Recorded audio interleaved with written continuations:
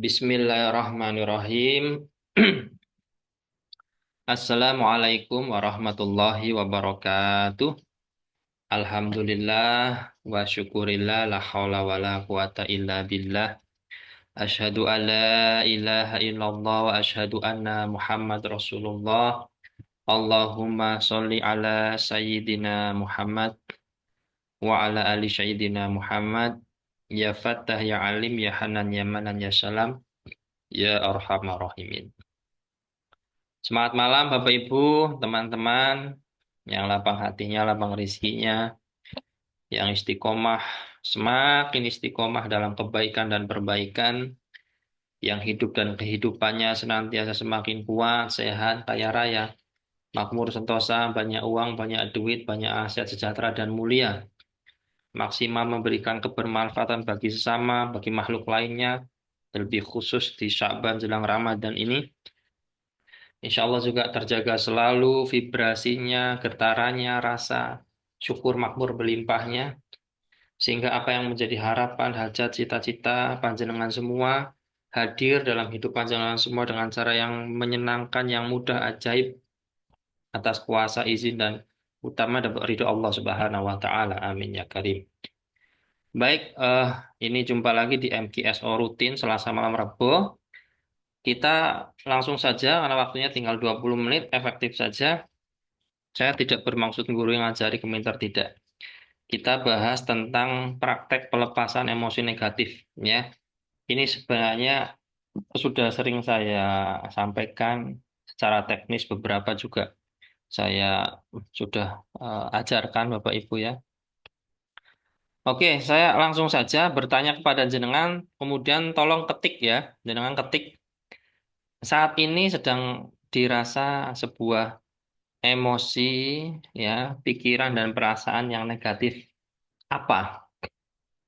Ya, mungkin sedang marah sama mantu, marah sama eh, pasangan, marah sama diri sendiri bahkan, mungkin sedang sakit, sakit gigi atau apa, atau mungkin jenengan sedang kesel sama debt collector nanti ditagih, atau sedang merasa eh, khawatir besok mau makan apa, nggak sampai gitulah ya. Besok ini mau menghadapi penagih apa dan sebagainya. Monggo ditulis yang paling dominan. Maksudnya gini, mungkin saat ini jenengan sedang dilanda 4 emosi.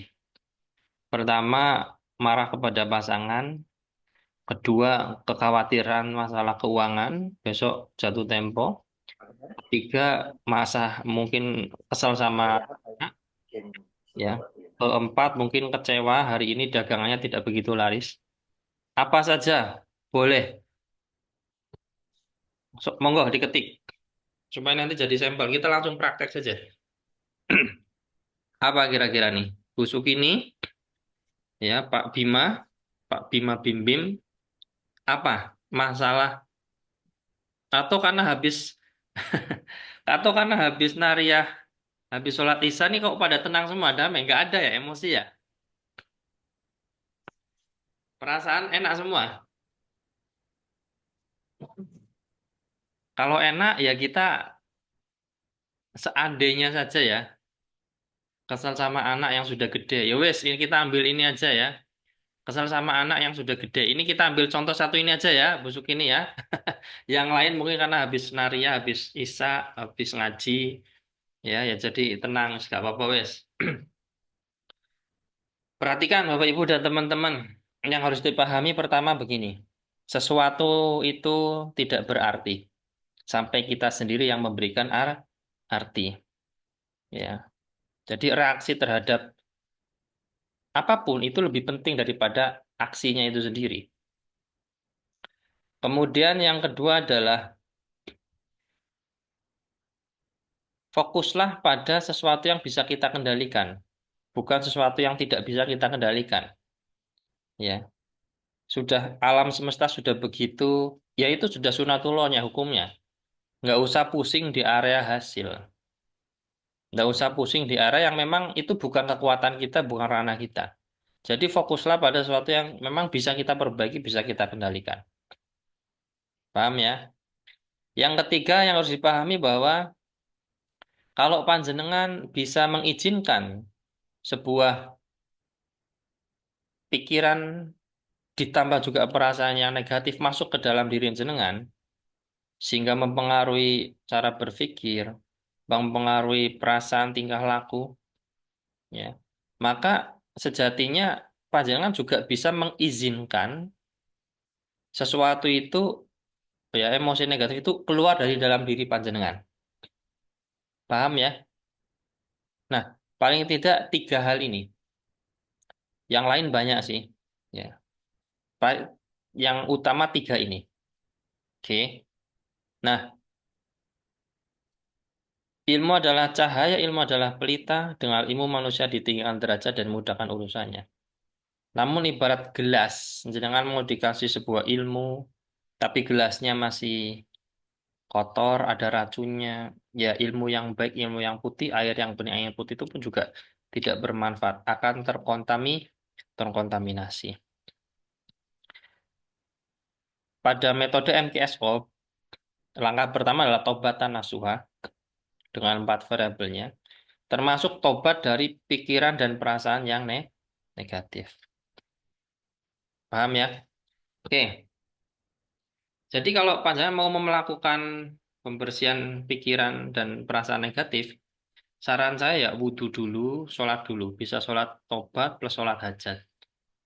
Ya setelah itu duduk menghadap ke arah kiblat. Saya buka kacamata ya.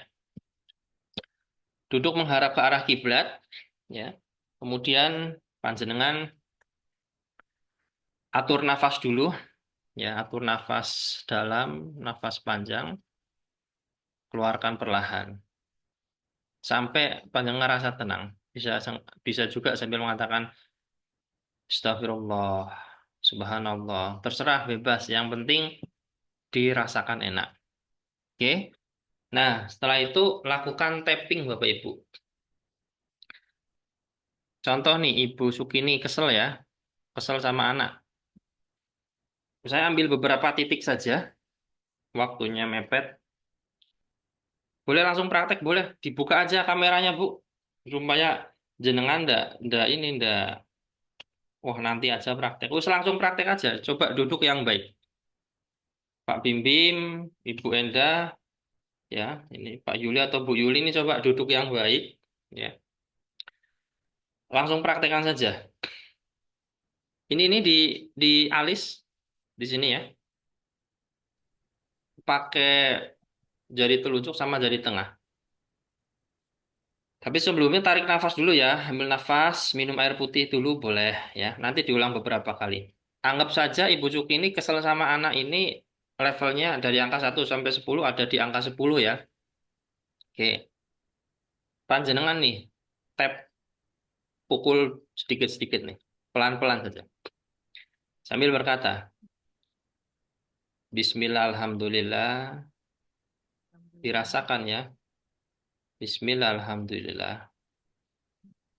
Terima kasih ya Allah. Terima kasih ya Allah. Meskipun saat ini Saat ini saya sedang saya dilanda rasa dilanda kesal, rasa rasa marah, kesal, rasa rasa mangkel terhadap rasanya anak saya. terhadap anak saya. Saya memilih Saya memilih tenang, sabar, tenang, bahagia sabar, tanpa bahagia, syarat. tanpa syarat. Kemudian ke sini. Bismillah, Alhamdulillah. Bismillah, alhamdulillah. Terima kasih ya Allah. Terima kasih ya Allah. Saya ikhlas, saya pasrah. Saya pasrah, Saya ikhlas, saya pasrah. saya ikhlas, Dirasakan. saya pasrah. Kalau yang lain tadi mungkin punya masalah, sebenarnya saya baca dulu. Sedang baik-baik saja, oke. Kesel sama pasangan, ya dirubah narasinya sini tadi ya. Meskipun saat ini saya sedang marah dengan suami saya. Lebih spesifik, lebih bagus. Karena suami saya apa ya, sebutkan alasannya kenapa kok marah. Saya menerimanya, saya memutuskan untuk bahagia penuh syukur tanpa syarat. Untuk bahagia, untuk tenang seperti ini. Terus lanjut ke sini, Bu, ke bawah mata. Hmm. Wahai diriku, Hai diriku, aku mencintaimu, aku mencintaimu, menyayangimu, aku aku memaafkanmu. memaafkanmu. Kemudian ke bawah hidung, wahai diriku, Hai diriku, aku mencintaimu, aku menyayangimu, aku memaafkan. aku maafkan. Aku mencintaimu, aku menyayangimu, aku memaafkanmu. Aku Terus, menyayangimu. ini ada tulang nih. Ada tulang di sini nih. Ya. Atas kuasa isi ridhomu ya Allah, Atas kuasa izin ridhomu ya Allah, aku izinkan diriku aku izinkan diriku makin tenang, makin tenang, makin sabar, makin sabar. dan seterusnya. Yang tadi, kalau Ibu Suk ini kan masalahnya kesel sama anak. Ya, Harapannya kan berarti sabar toh. Marahnya itu berubah jadi sabar selesai. Nah itu.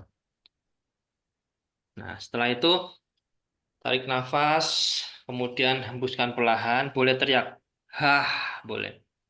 Atau Allahu Akbar, atau apalah terserah. Ya kalau saya biasanya, hah, itu. Itu.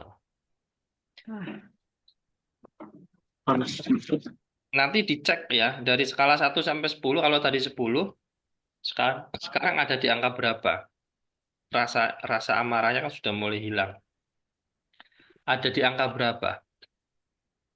Kalau misalkan ini, karena tadi ada yang WA, Pak, sampai paranoid ya. Dia bilang, Ustaz, saya kalau dengar telepon bunyi itu takut, takut ditagih utang, penagihnya telepon. Sama kalau ada bunyi WhatsApp, bunyi notifikasi pesan itu jantungnya berdebar. Tapi tadi sudah alhamdulillah Allah izinkan eh, beres ya, pakai tapping itu. Jadi Bismillah, alhamdulillah, terima kasih ya Allah. Meskipun saat ini saya sedang dilanda rasa khawatir, cemas karena dikejar-kejar debt collector, saya rasa gerudukan, hatinya dak dikduk gitu.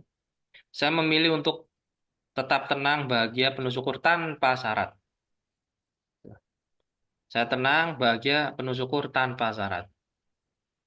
Saya ikhlas, saya ridho, melepas emosi, perasaan takut ini.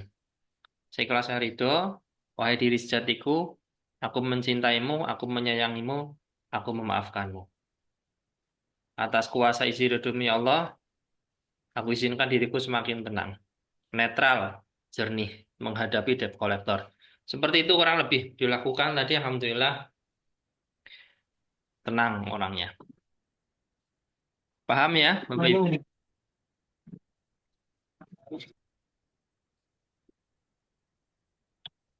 Bisa kira-kira? Ini kalau panjenengan terus berlatih, membangun kebiasaan seperti ini paling dasar. Sampai nanti kalau jenengan terus belajar itu hanya dengan satu tarikan nafas saja, jenengan akan kembali ke titik nol, ke titik sadar bahwa iya itu, misalnya busuk ini ya, yo anakku memang ngono, yo piye meneh. Dilihat apa adanya dulu, dilihat apa adanya dulu, netral, jernih. Nah, setelah itu barulah kita sudah netral kan, berarti server kita sama servernya Gusti Allah itu alam semesta, saya katakan gitulah ya. Itu sudah frekuensinya tuh ibarat gelombang radio, itu sudah sama. Paham ya? Ibarat gelombang itu sudah sama. Tinggal kita mainkan saja. Mau diapakan kalau sudah sama ini? Mau Anda pancarkan berita atau data atau informasi apa? Ketika sudah gelombangnya itu sudah sama.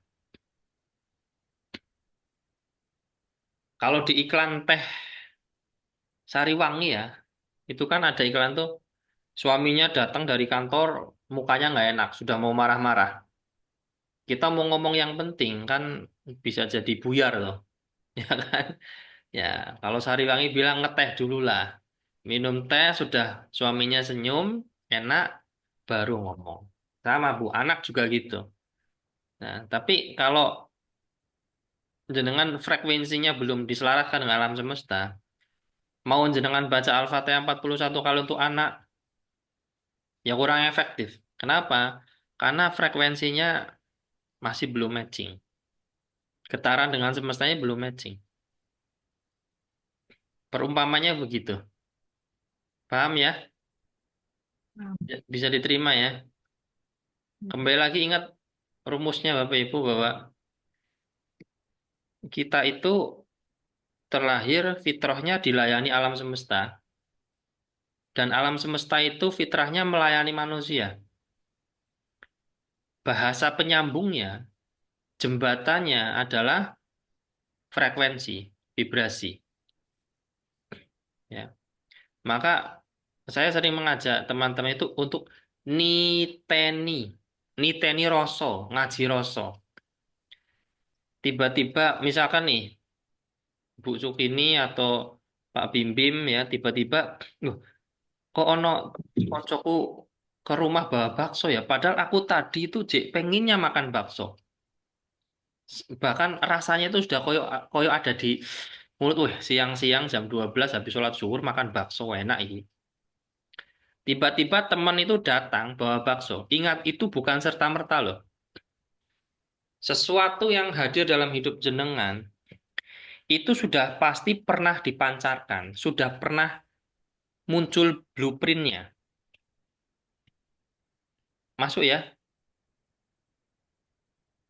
Paham ya? Sesuatu yang hadir dalam hidup jenengan itu pasti sudah pernah panjenengan pancarkan. Nah, memancarnya ini pada saat gelombang apa? Dari sekian banyak jurnal yang saya baca, Bapak Ibu, yang paling kuat adalah pancaran ketika panjenengan ada di gelombang penciptaan antara alfa dan beta. Yaitu ketika mau tidur, bangun tidur, atau ketika setelah ibadah. Yang Anda batin kan setelah selesai ibadah. Kalau habis ibadah kan rasa tenang ya, nyaman, damai. Itu harusnya pancarkan yang enak-enak tuh. Pancarin yang enak-enak. Kalau dipancarin yang nggak enak, ketakutan, kekhawatiran guna, ya itu terpancar juga ke alam semesta. Tapi ya karena tugas alam semesta itu cuma mengembalikan pancaran jenengan saja. Balhama, fujuraha, wa taqwaha. Memang sudah ada benihnya. Yang baik, yang jelek. Nah, maka ketika kita dilanda rasa yang tadi negatif, jelek, ayo cepat kembali sadar, netralisir. Agar kalau dalam bahasa spiritual, agar kita tetap di jalur ta takwa. Sebentar lagi puasa Ramadan. Ya ayyuhalladzina amanu kutiba alaikumusiyam. Yang dipanggil adalah orang-orang yang beriman. Agar mereka berpuasa, tujuannya supaya takwa. Takwa ini nama program luar biasa loh.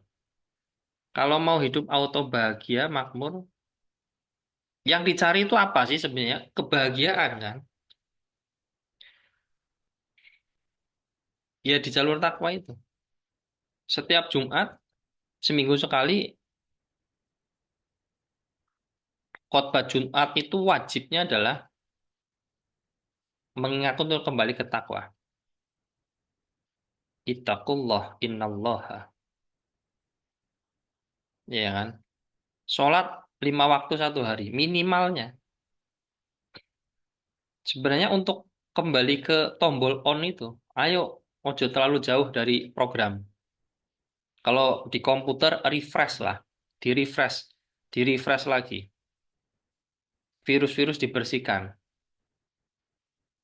Perumpamanya seperti itu. Nah, masalahnya adalah kesadaran kita sedang ada pada emosi apa, itu yang kelap bikin kita lalai. Kayak satu hari ini, pas mau tidur nanti, ojo sampai membawa pikiran dan perasaan yang negatif, yang jelek. Kalaupun ada, salah satu tekniknya dengan cara tadi. Sebenarnya sih Bapak Ibu, saya ini banyak belajar teknik-teknik pelepasan ya, letting go, letting in lah. Tapi setelah banyak muter-muter saya belajar, sakjane lek kita nih yang muslim ya, lek kita wudhu dengan benar, sholat dengan benar, baca kitab dengan baik, dengan benar, beres. Bahkan orang-orang dahulu itu kan amalnya sederhana, Bismillah. Bahkan belum sampai Rohman Rohim loh. Bismillah. Dihayati betul energinya sampai Bismillah bersama Allah. Lek anak kecil, misalnya ibu punya anak kecil busuk ini ya, anak kecil, anak SD.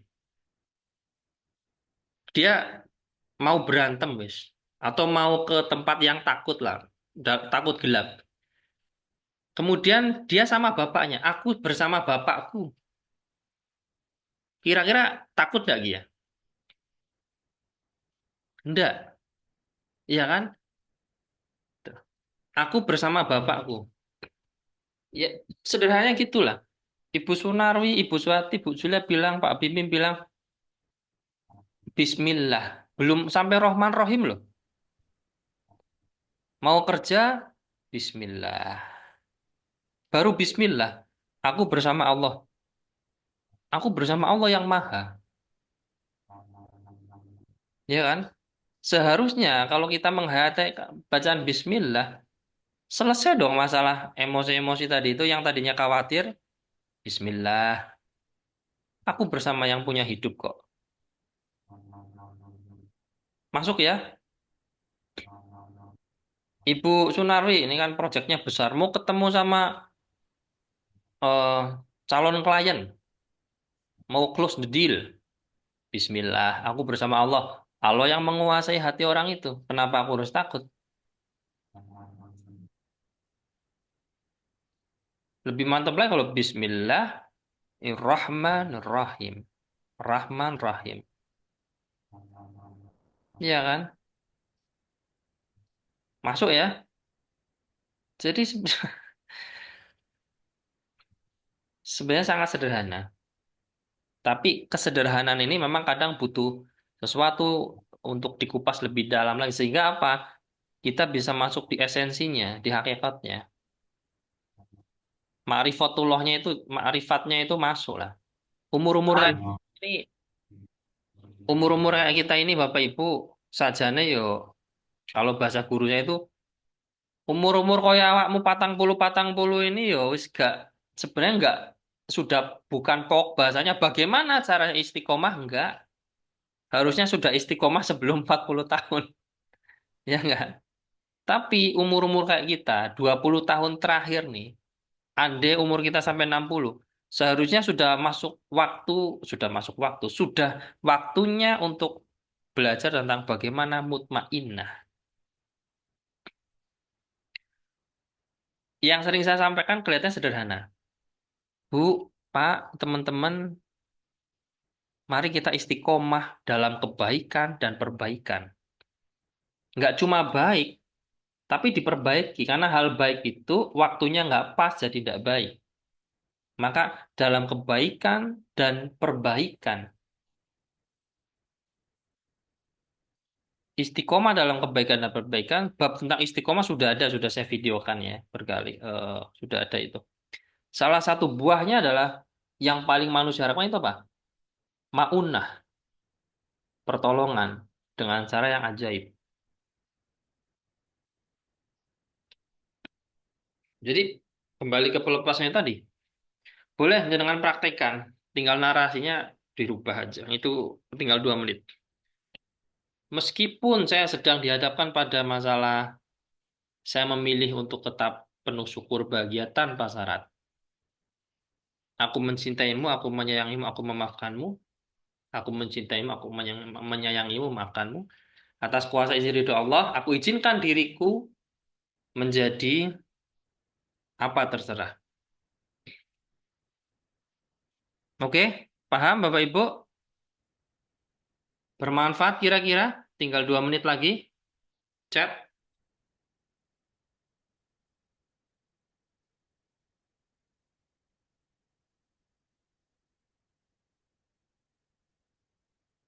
Punya rencana tapi sulit. Ya, melekat pada rencananya. Wah, POAK planning, actualing, POAK planning, organizing, actualing, controlling gitu ya. Gagal merencanakan sama artinya merencanakan untuk gagal. Bahasa motivasi gitu. Ya, di prepare baik-baik. Pendekatannya yang baik. Insya Allah. Maksimalkan ikhtiar lahir, istiqomah ikhtiar batin. Hasilnya, tawakal itu pasang di depan. Ya, bukan tawakal pasang di belakang. Tawakal pasang di depan. Berharap hanya pada Allah Subhanahu wa taala. Saya rasa itu aja, lebih kurangnya mohon maaf. Terima kasih. Sampai jumpa di Zoom meeting minggu depan. Jadi, yang mau ikut pesantren online segera daftar ya. Atau yang mau ngegas jualan segera daftar. Ya, insya Allah kita dampingi selama 1 bulan. Gimana caranya? Ya. Jadi pesantren online itu 100% non teknis. Kalau jualan, nah ini anu permintaan teman-teman ya, yang jualan ngegas jualan Ramadan, yaitu 100% hal teknis. Sebentar lagi mati. Pesantren pesantren